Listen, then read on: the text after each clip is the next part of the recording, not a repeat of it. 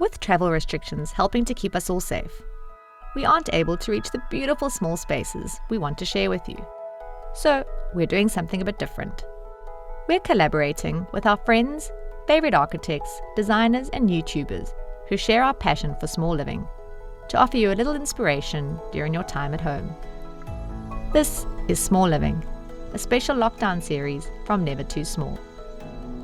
In this episode, Pailin from Pailins Kitchen in Vancouver shares some simplified but delicious Thai recipes. Jason from Plant Society in Melbourne shows us how to look after our plants in small spaces. And minimalist Benita Larsen in Stockholm shares her tips and ideas on how to organise and decorate our tiny space. Whether you're quarantined, self-isolating or social distancing, please take care of yourself, your loved ones and your community. Coming up, architect Brad Swartz talks to our London-based contributor Celeste and answers some of our audience questions. Hi there. Today I'm with Brad Swartz, the director of Brad Swartz Architecture. He's no stranger to Never Too Small, having already had a couple of projects featured on the show before, namely the Darlinghurst and Elizabeth Bay apartments. And just recently we have featured your Boneka apartment, which is actually one of our highest viewed projects. How are you, Brad? I'm good, thanks. How are you? I'm really well, thank you, really well. I know you've come on the show before and sort of talked about your projects, but today we'd really like to speak about your sort of journey through architecture. We have a few questions from the audience here. We had a lot of comments on our call-outs for questions, so it's been really hard to narrow those down. One of those is, tell us about the kinds of projects that you work on. Are there some stark differences between designing for tiny spaces or small apartments considerably different to sort of larger projects? There's obviously differences, but the design process I think is still the same, and what's important to our clients or whoever's going to be occupying the space, what the values are, and then looking at different ways and different options to skin it. So whether you're doing a 4-bedroom house or a studio apartment, you still want to look at the different ends of the spectrum and see which ones work and something in the middle. And, it's an iterative process no matter what the scale is for us. What design values or what values do you bring to your architectural projects? I mean, something that's sort of been important to us is creating spaces that are calm and comfortable to be in, have a longevity in their design. So something that's not, necessarily following a trend, but something that's going to be a little bit more timeless and something that will age well. And part of that is sort of a sustainability approach. So if we do something well and we do it right the first time, and the client can come in and put their own furniture and their own artwork, and it becomes their space, like the same way an art gallery is sort of, a white backdrop for artwork. It can be inhabited by one person, but in 5 years' time or 10 years' time or 20 years' time, whenever they decide to move out, the next person can come in and it becomes their space. How do you work with smaller spaces when considering light and as well, I guess, cross ventilation too would be really important? A lot of the smaller spaces are primarily, in a lot of ways, or at least the ones that we do, are almost an interiors project, but we take a really architectural approach to them. So we'll still think about them in terms of where the light's coming from, what cross ventilation opportunities we have. Sometimes when you're restricted in a small space, you can't build out, you can't make it physically bigger. It's about creating a good sense of space. So, maybe being able to see the extent of the apartment, or be able to have more light coming in, or lighter finishes, to bounce light into the space. Materials are a huge part of what we do. Part of that is about balancing light through the space. I think materials definitely can play a part in creating a sense of luxury. And I don't think that necessarily means you need to spend a fortune of money to do it, but it's thinking about what are those materials in the apartment or your space that you touch day to day. Do you have quite simple, cost-effective joinery, but then have a beautiful marble benchtop? Kind of finding the right balance there can really make a big difference. I think it's important to not discount the value in having a sense of luxury inside a small apartment, because it shouldn't be a compromise, I don't think. Brad, walk us through your design process and how you present your concepts to clients. Well, our presentation tool and our design tool are one and the same. We kind of like to design everything in 3D, which allows us to pick up on things that don't quite feel right. It becomes a really good way to show somebody and show our clients what we're thinking when we have some crazy idea of a timber hallway to enter in through the house. So you can sort of move through the different spaces and start to understand that materiality and the relationship between things and where things are going to end up going and if things line up correctly or not. It also is kind of key to trying to minimize any surprises further down the track, being successful in executing your design. Brad, thank you so much for joining me today. It was fantastic to hear your insights and hear more about your design process. Really great to chat and have the opportunity to talk to you. Hey everyone, my name is Pailin and welcome to the special lockdown edition. So this cooking segment is a collaboration between Never Too Small and my YouTube channel Pailins Kitchen. And since everybody's sheltering in at the moment, we've got some simple and easy Thai recipes for you to try that have all been modified for lockdown. So I will be talking you through all the steps from over here in Vancouver, Canada, and Never Too Small will be doing the actual cooking from all the way in Melbourne, Australia. All right, let's get started.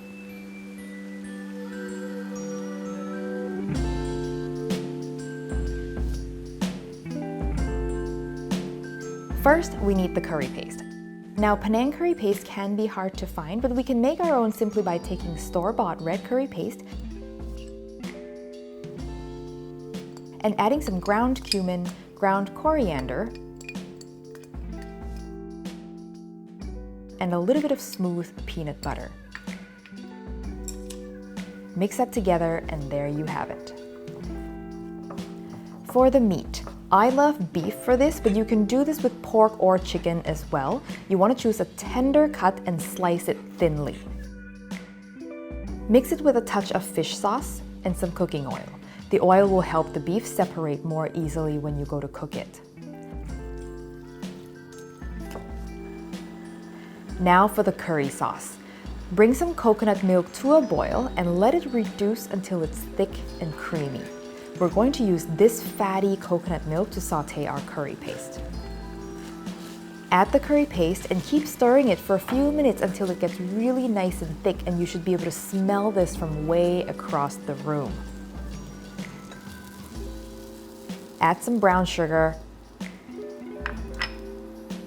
and then roughly tear some kaffir lime leaves into the pan and cook it for a minute or so. You can find kaffir lime leaves fresh, frozen, or dried, but if you can't get to the store and don't have any, don't worry about it. Now, throw in the beef and toss it with the curry paste. You want to separate the pieces quite quickly so they will cook evenly. Once the beef is about halfway cooked, add some more coconut milk and stir just until the beef is fully cooked. You don't want to overcook the beef. At this point, if it looks a little dry and you want something a little more saucy, you can definitely add a splash of water. If you want, you can add some red bell pepper for some color and then take it off the heat. Now, because some brands of curry paste are saltier than others, you want to give it a taste before you finish, and if it needs more salt, you can add a splash of fish sauce. You can garnish it with some julienne kaffir lime leaves if you have some, and you definitely want to serve it with some hot Thai jasmine rice. The curry sauce is so luscious and bursting with flavors of herbs and spices, and that beef is so tender and juicy. And this is definitely one of my go-to weeknight dinners. So I hope you give it a try. The full written recipe will be on my website, hotthaikitchen.com. And if you love Thai and Asian food, check out my YouTube channel, Pailins Kitchen. All the links you need will be in the description box below. Take care, stay safe. Sawadee ka.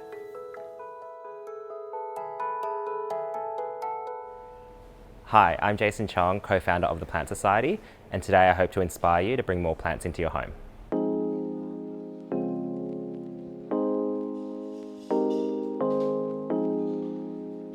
If you live in a space with really harsh light, somewhere like a balcony or also a really bright windowsill, or even a top floor apartment, you might want to incorporate some arid plants. So cacti and succulents are really great for that.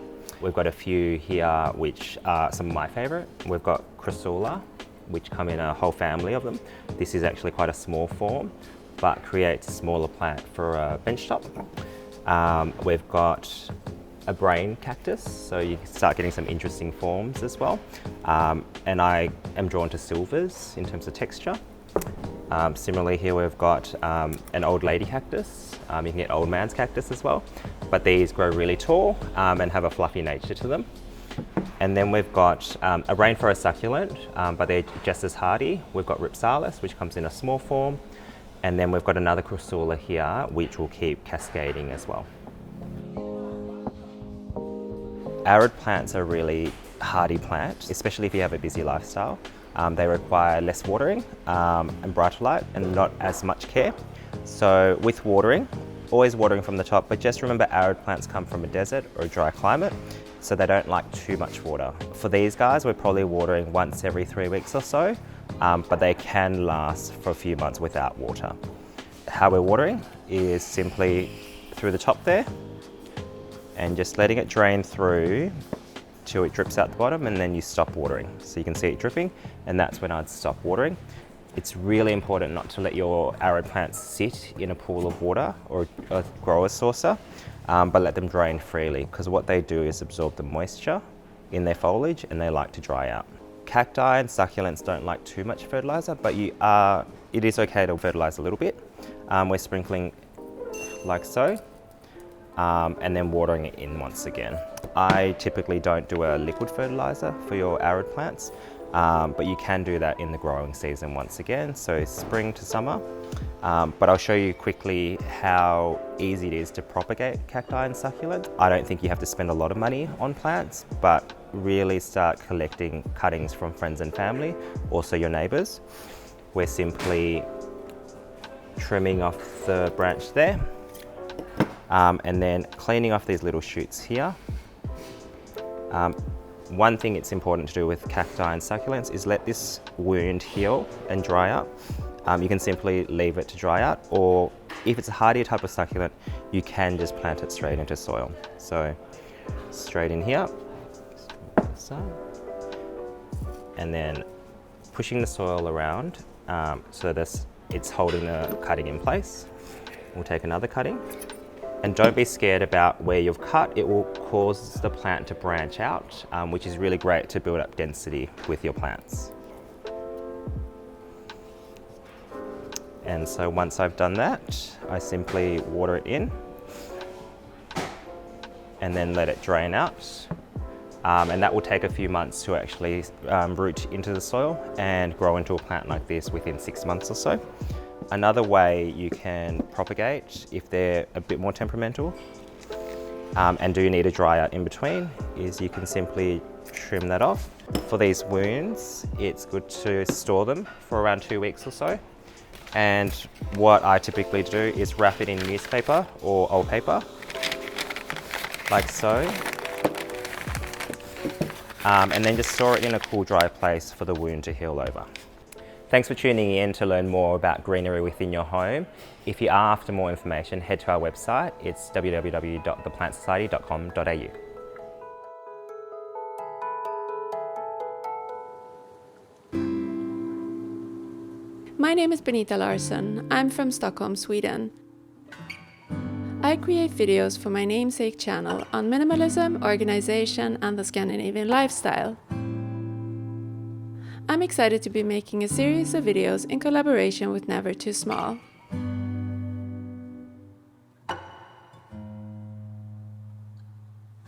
When you're in charge of a shop's window display, you have 3 seconds or less to catch the attention of a passerby.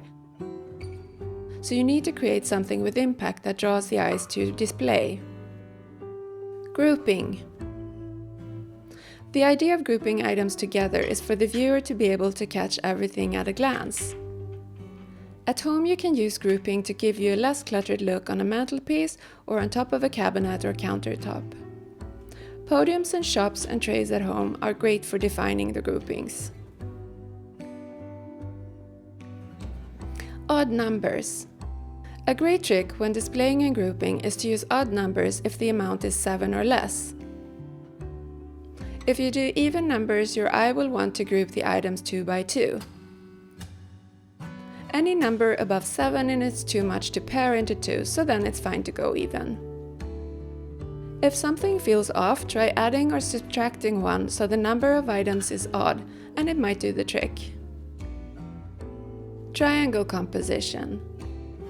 The triangle shape is pleasing to the eye and automatically leads the eye from point to point and makes a group of items feel harmonious in store and at home. Choose items of different heights or stack items to create the height difference. Don't spread out too much. Let the items be connected by overlapping them slightly within the group, both sideways and depthways. Also allow for some space around your triangle. Don't be afraid of the negative space. Not every surface needs to have something on it. For more videos like this, visit my channel, Benita Larsson, where I share all things Scandinavian from my apartment here in Stockholm and beyond.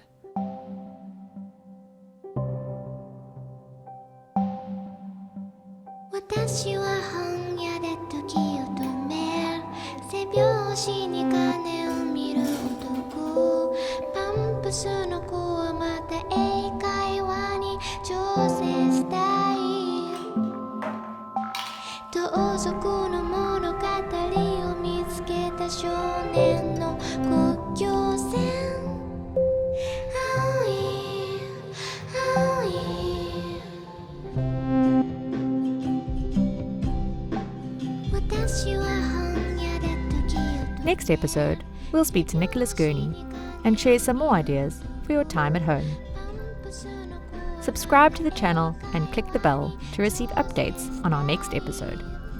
For more detail on the features within Small Living, go to www.nevertoosmall.com.